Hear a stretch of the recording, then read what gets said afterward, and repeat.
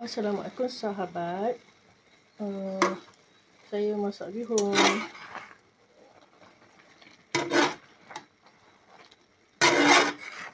Jangan risau, bihun ni dah digaul sebelum tadi.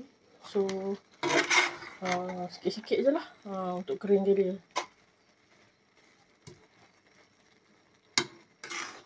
Gaul sikit-sikit je lah untuk keringkan dia.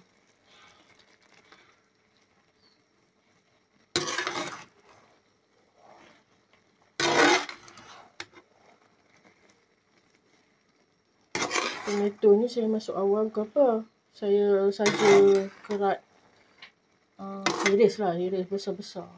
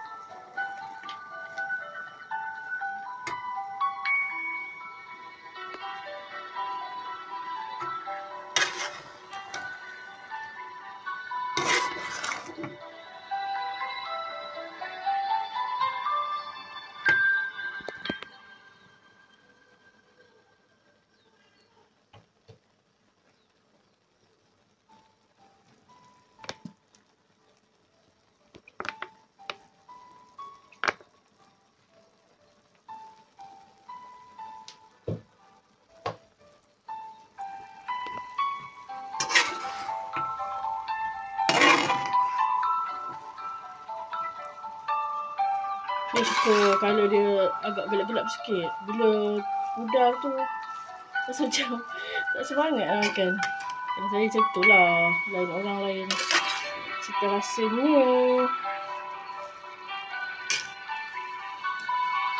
Okey, bahan-bahan dia lupa cakap. Bawang merah, bawang putih hiris.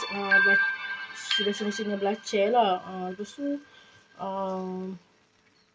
tomato, daun sup, sedikit Ajinomoto, sedikit cukup rasa dan sedikit garam. Kenapa semua sedikit-sedikit? Sebab untuk savekan cukup rasa tu kena letak ni lah, Ajinomoto dan garam. Sebenarnya Ajinomoto dan cukup rasa tu yes, tapi garam saya rasa macam tak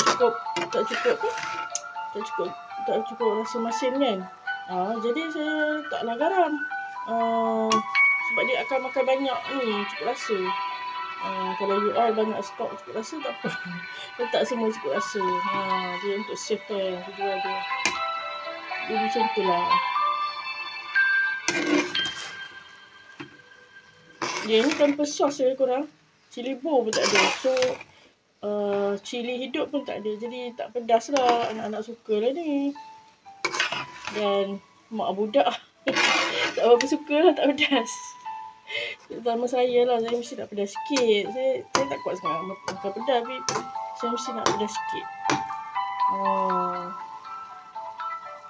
Okey, kalau macam ni dah okey lah korang. Dan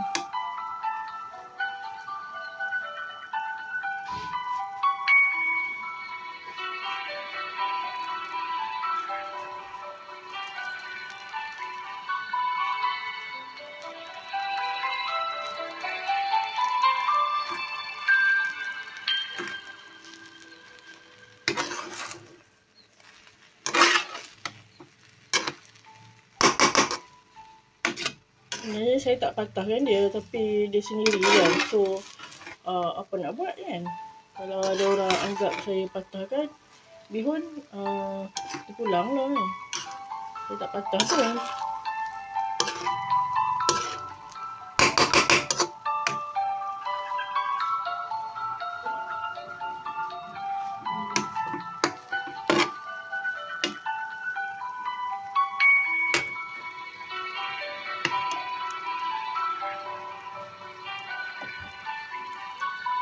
Okey, rasanya dah cukup okey. Dia tak ada masin sangat. Jangan risau. Kita tambah ni belacan lah, tak masin. Dia okey saja.